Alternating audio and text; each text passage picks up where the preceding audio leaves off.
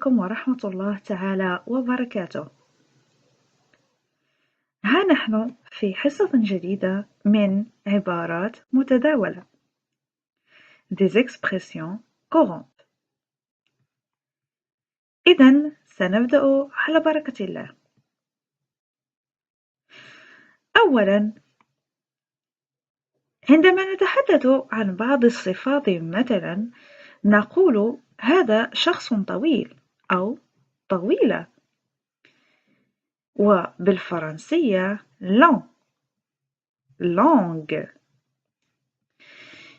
وإذا كان العكس فيمكننا أن نقول قصير أو قصيرة، وبالفرنسية courte. كما يمكن أن يتصف الشخص كذلك بالقوة فنقول هذا قوية، بالفرنسية forte. والعكس ضعيفة، وبالفرنسية faible.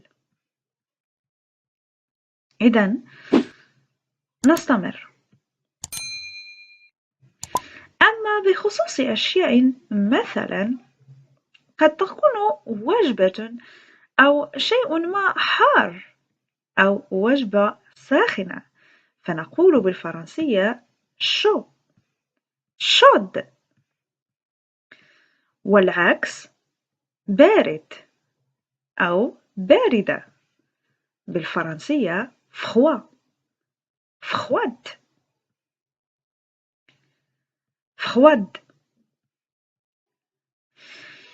وعندما يعجبنا شيء مثلا وعندما نريد أن نعبر عن رأينا ونقول هذا شيء جيد أو هذه مثلا مسألة جيدة نقول بالفرنسية bon أو bonne. والعكس هذا سيء أو نقول إنها سيئة، بالفرنسية mauvaise. وعندما يعجبنا منظر ما أو شيء ما نقول جميلة، بالفرنسية beau belle. والعكس قبيحة، بالفرنسية laide. وكذلك يمكن أن نصف شخصا أو شيئا ما بأنه سريع أو سريعة rapide. والعكس بطيئة، والعكس lente.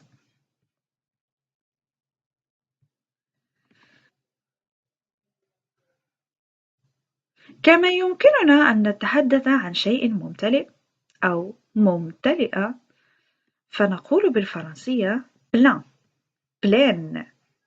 والعكس فارغة، وبالفرنسية vide. وعندما يكون مكان ما نظيفا أو شيء محدد نقول له نظيفة فنقول بالفرنسية propre. أما العكس فنقول متسخ أو متسخة، بالفرنسية نقول sale. وعندما يكون مثلا مكان ما أو يمكن كذلك عندما نتحدث عن مكان ما نقول شاغر أو شاغرة أو مثلا حر فيمكننا القول بالفرنسية libre. أما العكس مشغولة فنقول بالفرنسية occupé.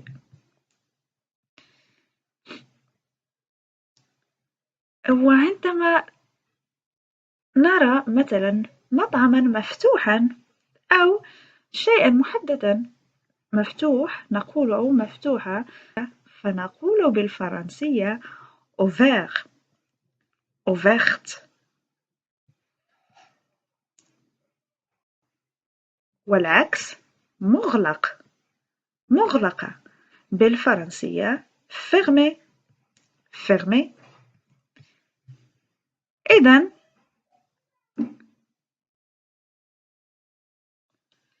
نستمر. عندما نريد أن نصف شخصا بكونه شاب أو شابة فنقول jeune، والعكس عجوز أو عجوزة نقول بالفرنسية vieux، vieille. أما إذا كان شيء بسيط، بسيطة، المسألة بسيطة، فنقول بالفرنسية simple، والعكس معقد، معقدة، معقدة، بالفرنسية compliqué. حقيبتي ثقيلة أو هذا شيء ثقيل، أقول بالفرنسية lourd ou bien lourde. أما إذا كان العكس فأقول خفيف، خفيفة، وبالفرنسية léger، légère. إذا كان شيء ما سهلا أو وصفة مثلا سهلة فنقول facile. أما إذا كان العكس صعب أو صعبة، مسألة صعبة، فنقول difficile، فنقول difficile.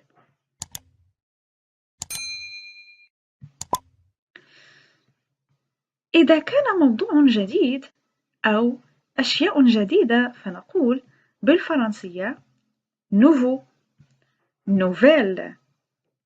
أما إذا كان العكس قديم أو قديمة فنقول ancien، ancienne. بعض الأشياء تكون رطبة، رطب، فنقول mouillé. أما إذا كان العكس جاف أو جافة فنقول sec، sèche. إذا هكذا نكون قد وصلنا إلى آخر الفيديو. أشكركم على متابعتكم وإلى اللقاء في حلقة جديدة. Au revoir.